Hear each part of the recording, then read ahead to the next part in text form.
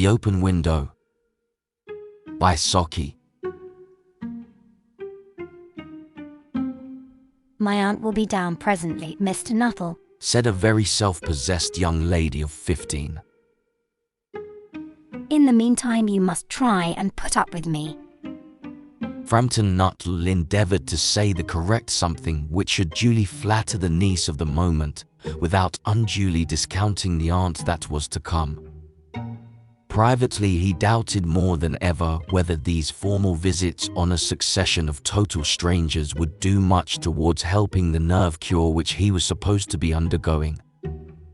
I know how it will be, his sister had said when he was preparing to migrate to this rural retreat. You will bury yourself down there and not speak to a living soul, and your nerves will be worse than ever from moping. I shall just give you letters of introduction to all the people I know there. Some of them, as far as I can remember, were quite nice.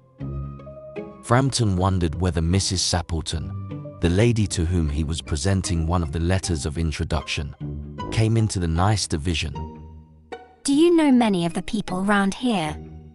Asked the niece, when she judged that they had had sufficient silent communion. Hardly a soul, said Frampton. My sister was staying here, at the rectory, you know, some 4 years ago, and she gave me letters of introduction to some of the people here. He made the last statement in a tone of distinct regret. Then you know practically nothing about my aunt, pursued the self-possessed young lady.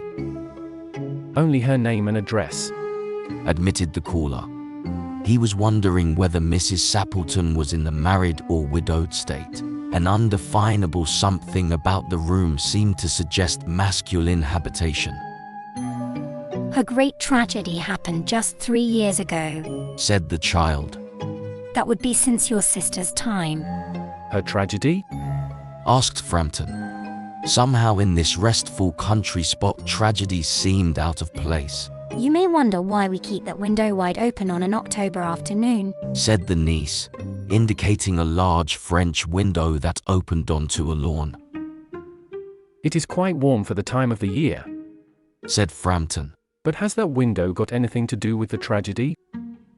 Out through that window, 3 years ago to a day, her husband and her 2 young brothers went off for their day's shooting. They never came back. In crossing the moor to their favourite snipe-shooting ground, they were all 3 engulfed in a treacherous piece of bog.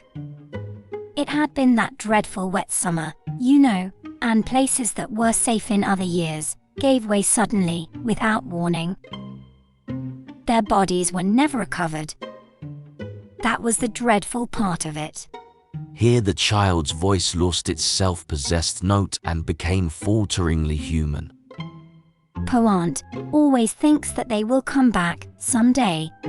They and the little brown spaniel that was lost with them, and walk in at that window, just as they used to do. That is why the window is kept open every evening, till it is quite dusk. Po dear aunt, she has often told me how they went out, her husband, with his white waterproof coat over his arm, and Ronnie, her youngest brother, singing, "Bertie, why do you bound?" as he always did to tease her, because she said it got on her nerves. Do you know, sometimes on still quiet evenings like this, I almost get a creepy feeling that they will all walk in through that window. She broke off with a little shudder. It was a relief to Frampton when the aunt bustled into the room with a whirl of apologies for being late in making her appearance. I hope Vera has been amusing you, she said. She has been very interesting, said Frampton. I hope you don't mind the open window, said Mrs. Sappleton briskly. My husband and brothers will be home directly from shooting, and they always come in this way. They've been out for snipe in the marshes today, so they'll make a fine mess over my poor coppets. So like you men folk, isn't it? She rattled on cheerfully about the shooting and the scarcity of birds, and the prospects for duck in the winter. To Frampton it was all purely horrible.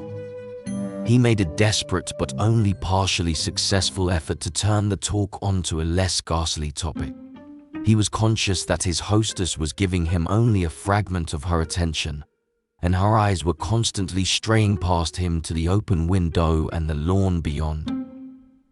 It was certainly an unfortunate coincidence that he should have paid his visit on this tragic anniversary.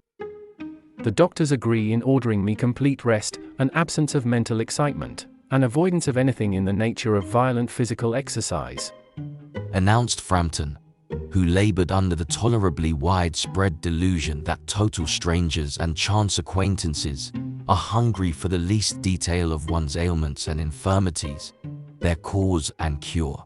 On the matter of diet, they are not so much in agreement. He continued.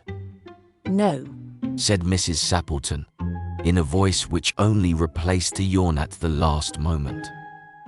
Then she suddenly brightened into alert attention, but not to what Frampton was saying. Here they are at last. She cried. Just in time 40, and don't they look as if they were muddy up to the eyes?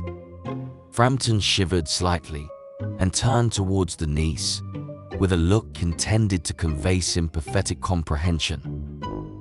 The child was staring out through the open window with dazed horror in her eyes. In a chill shock of nameless fear, Frampton swung round in his seat and looked in the same direction. In the deepening twilight, 3 figures were walking across the lawn towards the window. They all carried guns under their arms, and one of them was additionally burdened with a white coat hung over his shoulders. A tired brown spaniel kept close at their heels. Noiselessly they neared the house, and then a hoarse young voice chanted out of the dusk. I said, Bertie, why do you bound?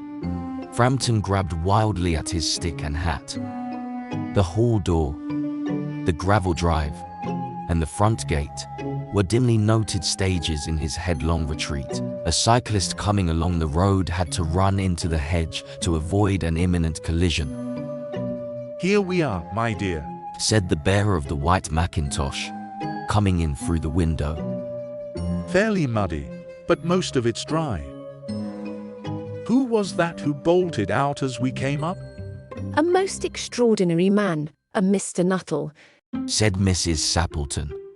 Could only talk about his illnesses, and dashed off without a word of goodbye or apology when you arrived. One would think he had seen a ghost. I expect it was the spaniel, said the niece calmly. He told me he had a horror of dogs. He was once hunted into a cemetery somewhere on the banks of the Ganges by a pack of pariah dogs, and had to spend the night in a newly dug grave, with the creatures snarling and grinning and foaming just above him. Enough to make anyone lose their nerve. Romance at short notice was her speciality.